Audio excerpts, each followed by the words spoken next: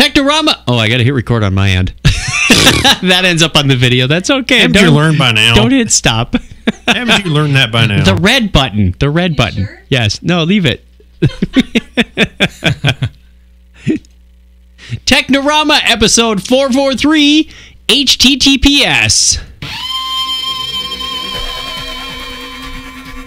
Good morning, folks. This is your captain speaking. Technorama. Remember when? Technorama. On this day in tech history. Tech. And now, the news. Tech. What the chuck? Technorama. Welcome to Blockhead Video. I'm looking for a new SSL certificate for my web server. Over there, in the media corner. Technorama. Hold my beer and watch this. Unfasten your seatbelts and disregard all safety rules. Here are your flight crew, Chuck and Kreg. Welcome to Technorama. This is a show that takes a lighthearted look at tech, science, sci-fi, and all things geek. If this is your first time listening to Technorama, thank you for joining us. If you're a returning listener, welcome back. We appreciate you giving us your time again. And if you're new, well, I already said that. Thanks for joining us. I'm Chuck Tomasi, getting older by the day and more forgetful by the minute. And with me, as always, is Kreg Stepp. How are you, Kreg? I am fantastic. 4. Sorry, I had to throw that in there. Yeah, I'm great, man. Nice reference. Also joining us in the Binary Studio here in sunny Phoenix, Arizona is... This is Jack Mangan, Valar Morghulis.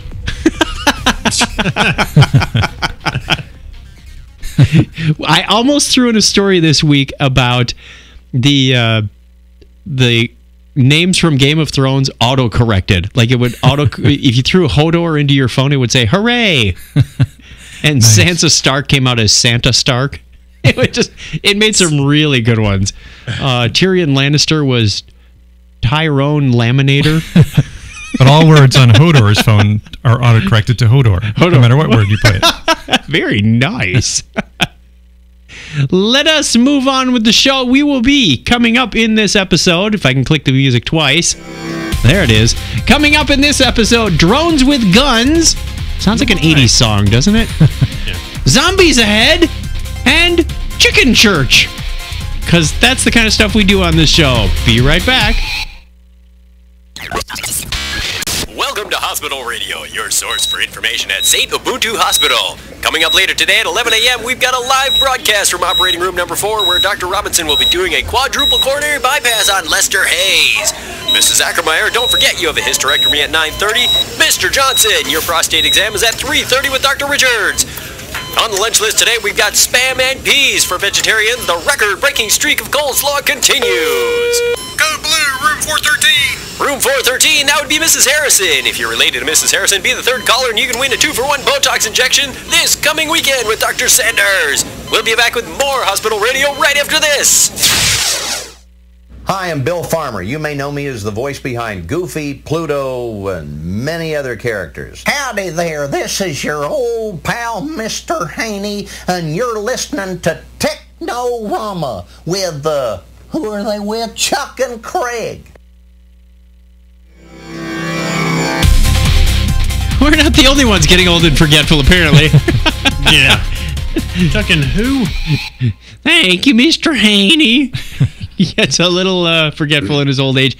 We asked a couple of weeks ago, what? Well, let's play the music anyway. Just because it's so much fun music and we massacre it every time. Letters. And some more letters. Hey, where'd this number come from? Mail today. Reach right in and pull one out. Mailman. Letters. Let's find out what you got to Oh boy. say. Oh boy. Mailman. Mail today. Who's there? Oh, the stupid kids ran off again.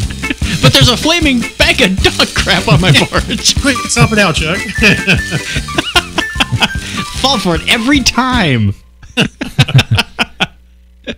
Last week's question. I'm sorry. That was old-time Blues Clues, really. You know, for you younger kids out there. Right. Oh, man. Last week's question was, what book have you owned the longest? Mike, Kreg, and I discussed a little bit at the end of the last show. And this week we have No replies. Wait, let's get some immediate feedback from Jack. Jack, do you have a book that comes to mind that you've owned for a very, very long time? My original copy of The Hobbit is long gone. I have a Scat Cat book that my mom owned in the 1950s. It was kind of her childhood book. Ooh, that's a good one. Yeah, that was a good one. Of course, the probably the coolest answer I have is I have a really beat up, tattered old paperback of Dune. So that's pretty Paperback of Dune. Yes. I can imagine that's a little tattered after all these years. Yeah, that one gets me in with the cool kids, though. I remember having a copy of that. The Dune graphic photo novel? Yeah, it's a picture book. That's there's a story between me and my buddy Mark on a rainy day. We read the Grease photo novel one day. It just doesn't work without the music. Grease? Grease, yeah. Tell us more. Wella. Oh. It just doesn't read the same. Oh, Sandy. Oh, Danny. Nah, never mind. Most of Travolta's best works, it's like that. I don't know why I pulled this up, but I searched for a Grease coloring book and I found some pictures. I don't know where that came from. That goes with the Game of Thrones coloring book we did a few weeks ago where you need lots of red crayons. Yeah. So a few weeks ago, listener Nicholas is replying to a couple of shows ago where he said, what video game... I got to watch my spelling here, or he does. What video game... Stop it. We have two editors going on at the same time. I'm fixing it as you talk. Should be rebooted. I'm not sure... Nicholas writes, I'm not sure if they need to remake it, but just last week I pulled out an NES emulator and started up Super Mario Brothers 1 through 3. My kids, age 5 to 10 years old, or unless that means 5 and dime, were mesmerized. But of course, they thought it was new. They thought it was so cool, they left the living room where they were playing Skylanders something on the Xbox. That's what it says. Yeah. To come to my office and play it on a much smaller screen. I'm thinking if they decided to remake it with some sort of twist, my kids, and myself, would play it forever. Signed, Nicholas. That's an interesting remake, because that is a wonderful franchise. I had this theory, kind of goes along with what he just explained there a little bit, was when my son was born, I thought, you know what, for each year of his life, I should go back 20, 30 years and reintroduce everything to him. One thing per year? Yeah, the same things each year as he got older, so he would appreciate all the video games and music and all the stuff that I did growing up. And then one day, of course, he'd step out the door and go, what's this world? I don't know if it worked, but just a thought. Doesn't that happen to most homeschooled kids, Craig? No. They step out the door and go, what's this world? No, it does not. All right, we want to hear on that path. We want to hear from you. Send your responses to technorama@chuckchat.com or tweet them to @technorama. Follow us on any of these social media things, and you will get the weekly question of the week, which we will come up with a new one shortly. Facebook page is a good place, or if you really are inspired and want to hear your own voice on this crazy show, along with the 3 other people that do the show, 206-222-2428. What's your answer, Chuck? What video game would you want? Or I'll put it out to both of you guys. Oh, video games. We had a good discussion on that. I'm trying to remember what I came up with. Mine was Pong.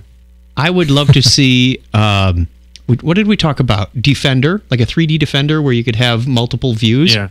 Mm-hmm.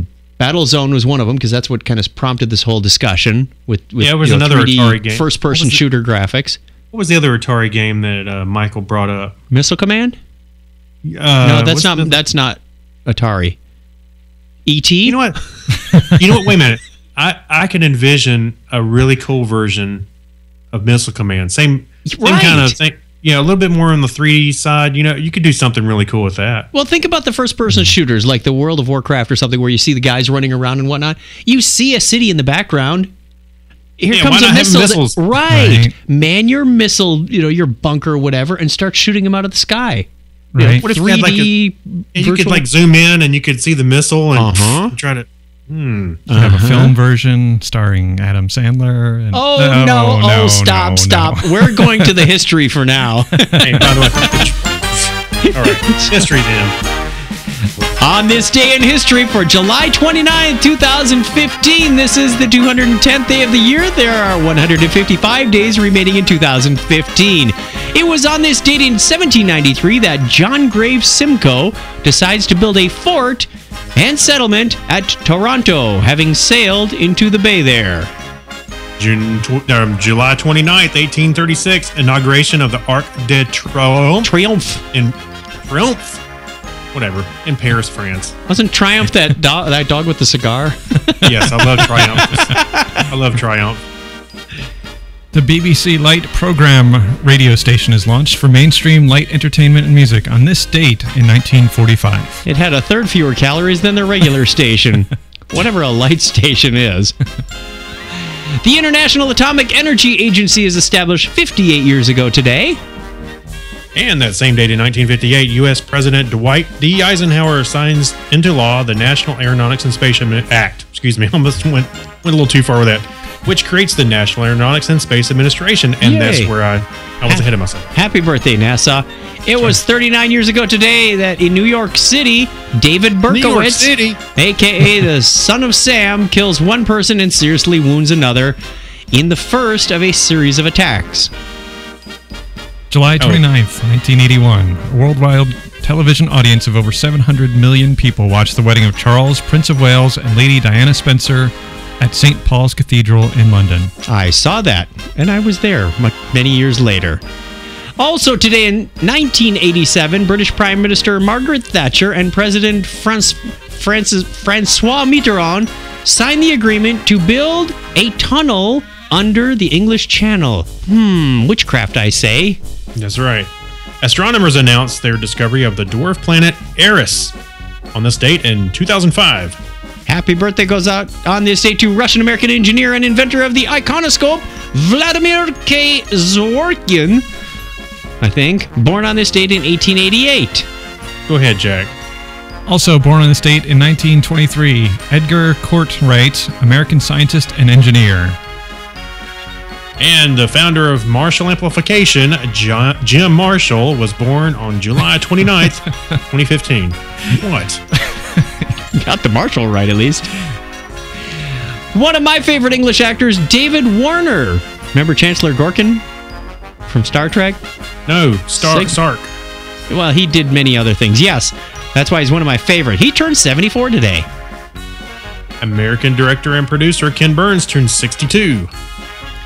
Geddy Lee, Canadian singer-songwriter, bass player, and producer from Rush, who I'll actually be seeing in concert tomorrow, or actually already saw in concert, was also born the exact same day as Ken Burns, July 29th, 1953. Bring them both a birthday card, will you? Go to the concert. Yeah. I got flowers and cupcakes for everyone. I'll slow pan, take pictures of slow panning.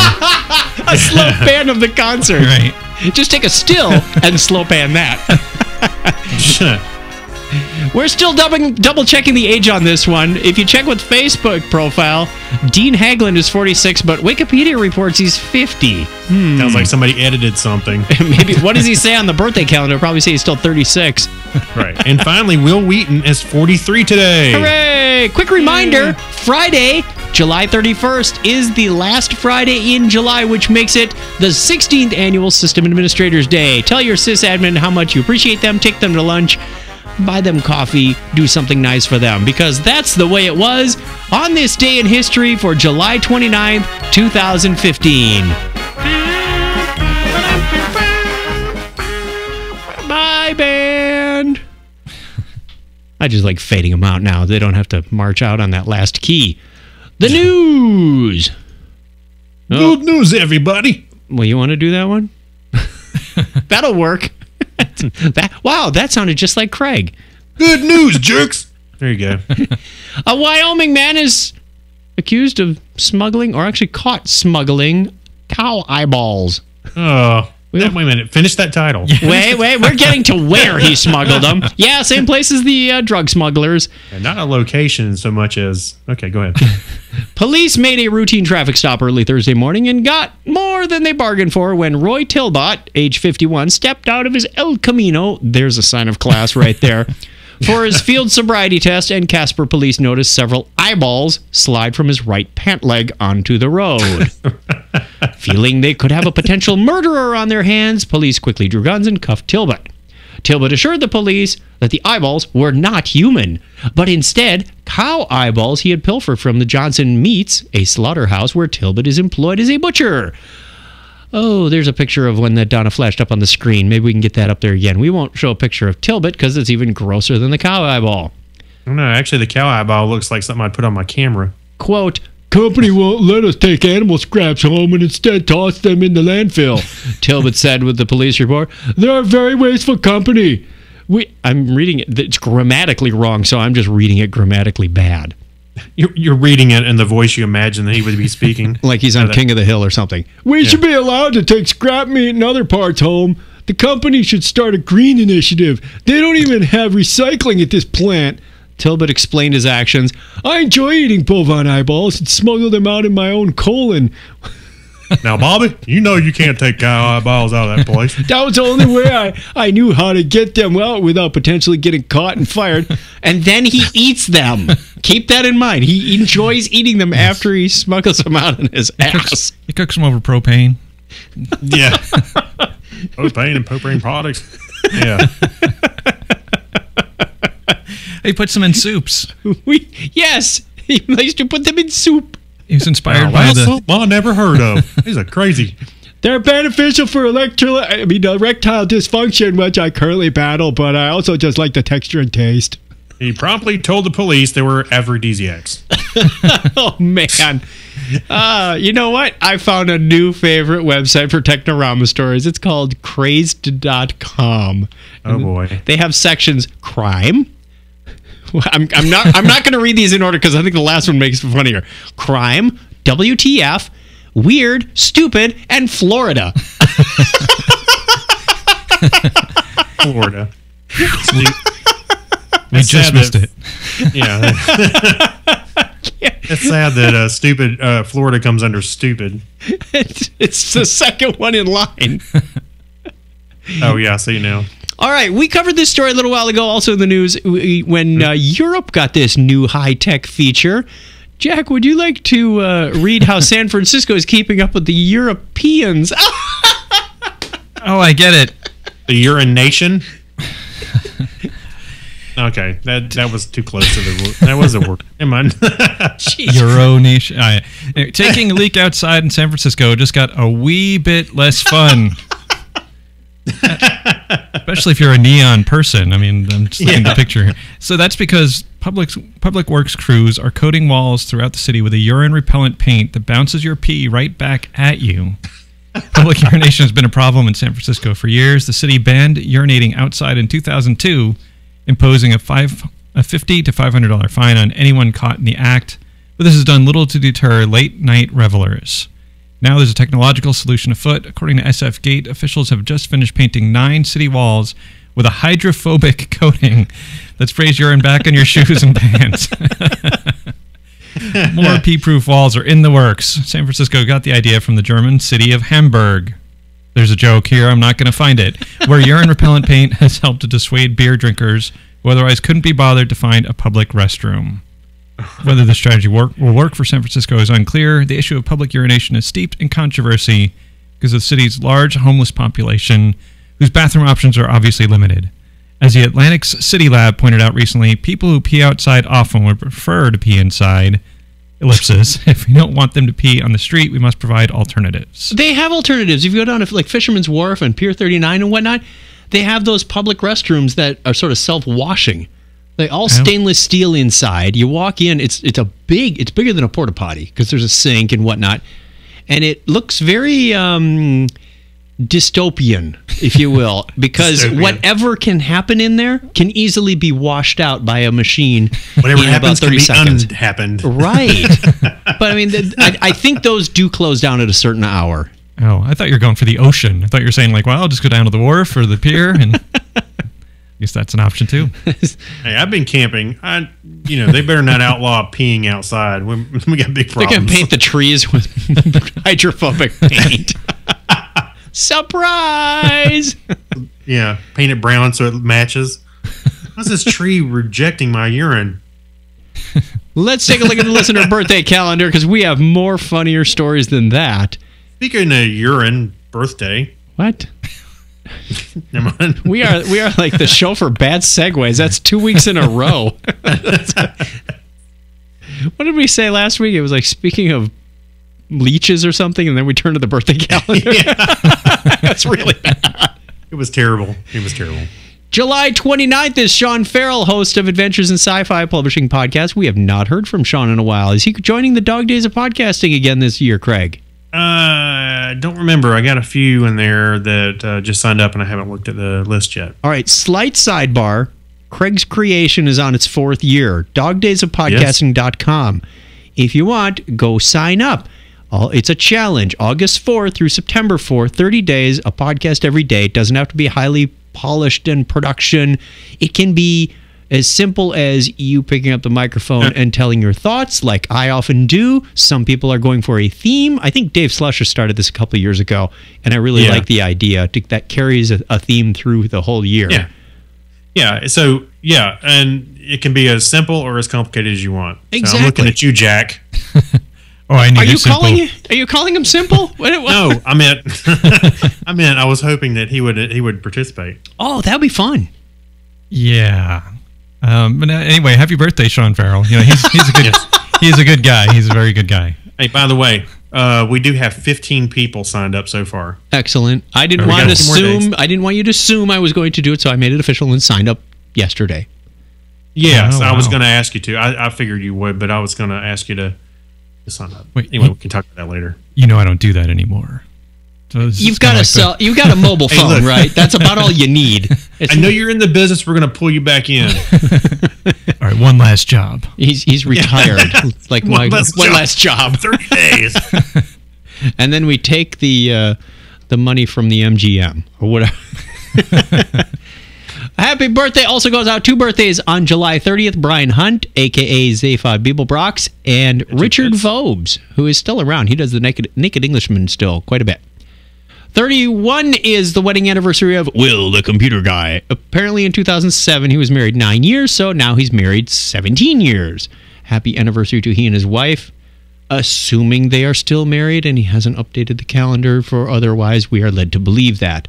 We roll into August. August 2nd is Brian Ibbett, and August 3 is former podcaster Johnny B. Happy birthday to everybody who has a birthday this week, even if you're not on the calendar. But if you would like to get on the calendar, we would like to see that. Go to chuckchat.com/wiki and get your name out there. We're going to take a real quick break. We have more Hacks and Strange stories. Oh, the drones are coming. Send in the drones. And news and controversy around that. Our question of the week. And selfies with wild animals.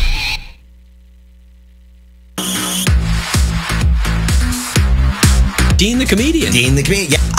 Well, you know, I guess I can't really do that much computer hacking. Got me somebody short and Weasley. Talk about the X-Files. Oh, well, it's scary. It's still scary. Scared. If you can imagine that. That's way too out there. That's what all your staff thinks of you. I am not kidding. Invented a laptop cooling system called the Chill Pack. Why didn't I think of that? Chill Coolie, Chili Pack, Chill Coolie, Hottie Pack. How many variations? It's tech. I'm drooling. Tech. Exactly. I laugh at your age 2. The power of my age 4 will crush your age 2. Let's see, I'm not compensating for anything. This interview's over. There's now silence. Hi, this is Brian from Coverville, and you're listening to Chuck and Craig from Technorama.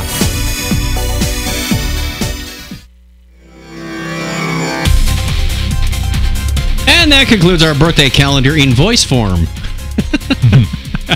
See, there we got Dean Haglin and we got Brian Ibbett. Craig, you still there? Why, yes, I am. Okay, I'm just making sure. I was talking on mute. I was just testing myself. Oh, you're one of those guys. Is this a conference call? Yeah, those conference calls that have... I'm sorry. Here's a question for Craig. So what do you think? 5 seconds, 10 seconds, 15 seconds. Craig, you're on mute. Oh, sorry. Yeah, By the way, video like that. Speaking of Dean Hacklin. What about Dean? We're going to see him in the Lone Gunman again. Oh, really? From what I understand, and this is what I read online, So take it with a whatever. They're going to be in the X-Files series that's coming out in January. Oh, very cool. Yeah, that'll be fun. Everybody got dead. Actually, weren't they? Didn't they get killed off or something? I don't know. I'm still like on season 4. No, I mean like it was like towards on their show or something. I'm trying to remember what it was. No, at the end of the X-Files. Don't spoil it for me. Spoilers. The show is out. Don't spoil it for me. Read on, Maestro. Would you like the quadcopter with the handgun attached? Sure. Which sounds like a lovely idea. I know. So an 18-year-old college student built a drone with a semi-automatic handgun attached as part of a manufacturing engineering process course. What could possibly go wrong? Yeah, it sounds like a great idea to me. So this is a brief video, and of course there's a video demonstrating this. This is not the first time this has been done. I'm sure the government's already done it. Yeah, wait a minute. We got drones with missiles. What is Skynet? Yeah. So currently it seems the student didn't break any laws, but both the FAA and the police are still investigating. And I think an update to this story, I believe the FBI is as well. And for the record, we will probably do need laws about attaching guns to drones. With the rising popularity of drones racing, it's only a matter of time before a new breed of drone flying assassins emerge, and I'm sure that's the case. No fingerprints, no footprints, no getaway car, nothing but a drone and a gun. So, I think when I first saw this, I was like, oh, it's kind of cool, but it's also kind of scary. It is kind of scary, and it makes me wonder if our FAA laws don't need a little updating, because the sub-story to that also came out. It says, is it okay to shoot down your neighbor's drone? It says, before you decide to shoot that drone out of your backyard, there are a few important things you need to know. First of all, damaging any flying robot is a federal crime. It doesn't matter if it's crashing your pool party or watching you in your skivvies through your skylight in your master bath. In my legal opinion, says Brian Sachs, a Connecticut attorney and publisher of Drone Law Journal, which apparently is a real thing, it is never okay to shoot at a drone, shoot down a drone, or otherwise damage, destroy, or disable a drone, or attempt to do so. Doing so is a federal crime. And here's the law. Federal law 18 U.S.C. Section 32 has to say, whoever willfully sets fire to, damages, destroys, disables, or wrecks any aircraft in the special aircraft jurisdiction of the United States, or any civil aircraft used, operated, or employed in interstate, overseas, or foreign air commerce, ...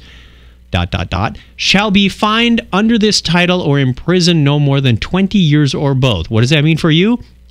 If you attempt to shoot down a flying robot, you could face those 2 decades in the slammer. So according to the FAA, it controls all airspace from the blades to the grass up. You're shooting down an aircraft. If it's a drone, it's a craft. So Amazon delivery drones are covered by this? Apparently so. And in the story last weekend where there was a fire on Interstate 15 near L.A., and there was a drone in the airspace, I can understand that because the tankers couldn't get in and whatnot to put out the fire. Yeah, that's a big problem. They could get sucked into the engines. They could get messed up, whatever. I think we really need to re-examine the way we're using RC, quadcopters, drones, whatever you want to call them. I mean, there's technically a difference, but I'm not going to make it here. Well, when I hear you talk about that law about drones, I'm thinking like unmanned, autonomous. kind of automated. Drone means autonomous, really. What? Yes, that's what I'm getting at. So somebody's on with a remote on the other side of this. Yes. So I mean, if I was, a drone comes at me with a gun, I'm going to be shooting. Well, it down exactly. Is that self-defense, or are you facing 20 years because there's a drone with a gun shooting through your pool window? Because if not, then Skynet's already won. Ha! You made the stupid laws. Well, you can't infringe on a drone's rights to bear arms. That's what I'm saying. I think we just signed our death warrant right there. Hey, looking at this drone and knowing a little bit about drones, 'cause I have a friend that's got one, and one of the things that everybody that has a drone has to wrestle with is battery life, because you can only go 5-6 minutes maybe. Oh, really? Oh, when you got some weight on it, especially like a gun. I mean, you can't just keep adding batteries because it'll weigh it down, and then it's gonna, there's a curve to how much benefit you're getting out of that. So if you start adding weight like a gun, I imagine that's going to bring down the battery life. It's pretty limited unless it was a really big drone. The bigger you could probably do bigger or something like that. So yeah, I don't think it's too much of a threat because they're going to be in the vicinity. I don't know. You got a weapon on a and battery life will improve over the years. From year to year. I mean, So it is scary, and hopefully we'll deal with it responsibly and maturely as a society. I hope so, but usually the legislation around that stuff is way behind. Right. Yeah. So I just think it's probably a little less than a threat, scary nonetheless. Agreed. Yeah. All right, let's move on to something sillier. Let's not get bogged down in law and legal stuff, because this is not a legal show. And henceforth, wherein there, how? Eccentric man builds giant chicken church in the middle of the Indonesian jungle. Wait a minute. I thought this picture was a leftover prop from the Holy Grail. What? Or something. I don't know. It looks like something left over from Monty Python. Sir Robin's church. It kind of does. Buried deep inside the Indonesian jungle is a very odd structure shaped like a giant chicken. The long-abandoned construction, locally known as Gereja Ayam, or the Chicken Church, is a popular tourist attraction in the hills of Magelang, Central Java. Programmers live there. Word on the internet is this strange construction was designed to be a church, but according to its creator, the building is neither a chicken nor a church. Daniel Alamsja, age 67, revealed that he was working in Jakarta when he suddenly received a divine message from God to build a prayer room in the form of a dove. Apparently his artistry doesn't go quite as far as his vision. Yeah. It says, perhaps because of my Christian faith, people thought I was building a church. Prayer room, church. Fine line there. Yeah. But it's not a church. I was building a prayer house. A place for people who believe in God. And that's different from a church? I don't get it. The vision came to him in 1989 when he was visiting his wife's family in Magelang. The landscape looked incredibly familiar, and he realized that he'd seen it in his dreams. I prayed there, night there, and I got a revelation, oddly worded, that I must build the prayer house in that spot, he said. He knew he would never have enough money for the project, so he prayed even harder, which always works. Within 6 months, locals offered him about 3,000 square meters of the land in Rima Hill for the 2 million rupiah, which is about $170. He paid off the amount in 4 years and began to construct his dream project in 1994.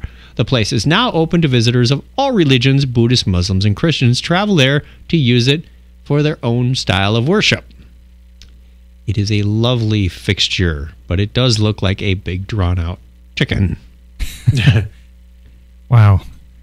Need more wings. Get it? More wings. Sorry, that's all I got. Wow. Sorry, Craig. Speaking of a good use of drones, if you watch the video, you get a flyby. Yes, that's what made me think of this. Okay, there's our segue. And I enjoy the music as Jimi Hendrix' Little Wing. Yeah, isn't that funny? Yeah. The inside image, however, looks more like one of those pictures where they go to Chernobyl about 25 years later. Yeah.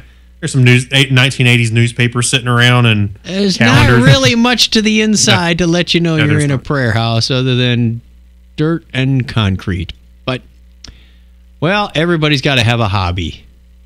All right, here comes our question of the week. By the way, I do want to make just a side note that I do prefer Little Wing from Stevie Ray Vaughan, Jimi Hendrix. That is the best version. Yes.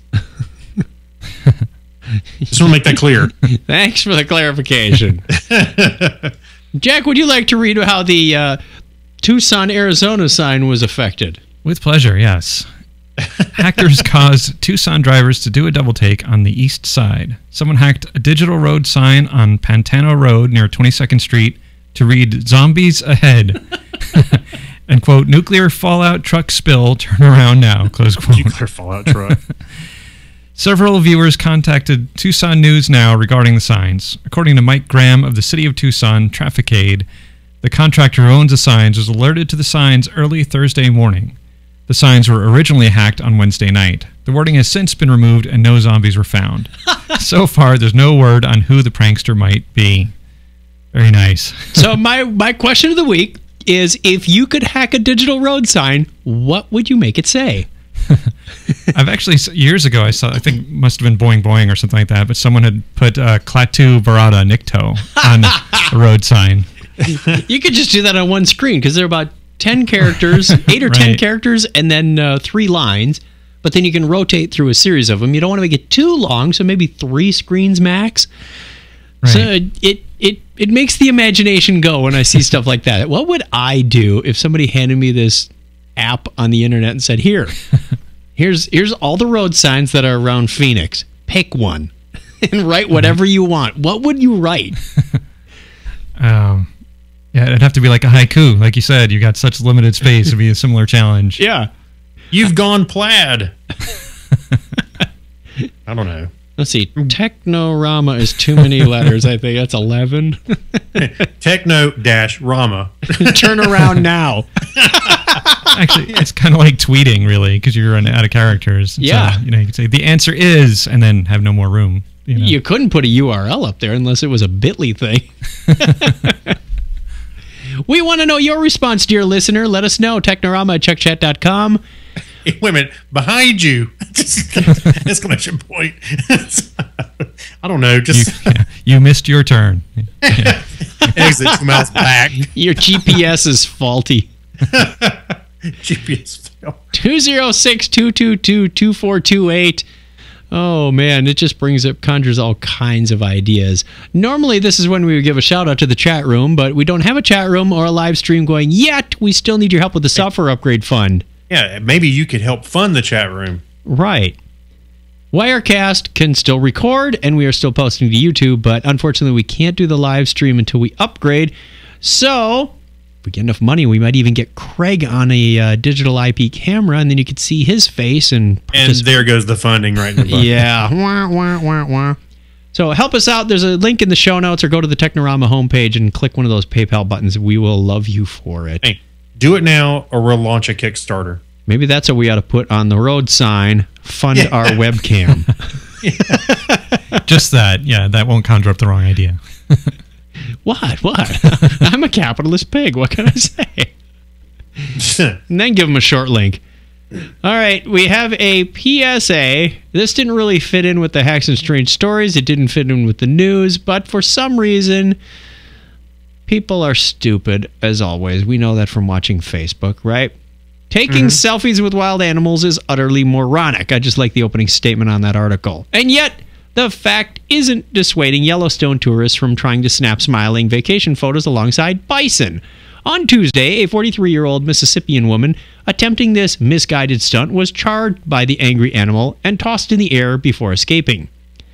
The latest Yellowstone bison victim, who turned her back to the hairy beast even though it was barely 6 yards away, tried to flee but was apparently overtaken because bison are definitely way a lot faster than you. They've had years of practice of being hunted. You don't have to be faster than the bison, you just have to be faster than the other guy. That's right. Lucky for her, she only sustained minor injuries. Thank goodness, nobody was seriously hurt. Others haven't been so fortunate. In May, a 16-year-old Taiwanese girl was viciously gored by a bison while attempting to snap a selfie with the animal near a geyser, near the geyser Old Faithful. A 62-year-old Australian man was recently taking pictures within 5 feet of a bison when the beast charged him, didn't have to go very far, and tossed him in the air. In each of these instances, the victim was only attacked after deciding to get within several feet of a 1,000-pound animal. All the thing would have to do is lean over like my cat Todd, and you'd be dead. I think this bleeds over into the Darwin Awards. Yeah, could be. By the way, I have to know this because it's cracking me up. Look at the picture of that bison at the top. It's like a Siamese with one head and 2 butts. Well, they're just one behind the other. I know, but look at it. Where's the other one? Where does one stop and the other end? It's one of those conjoined twin.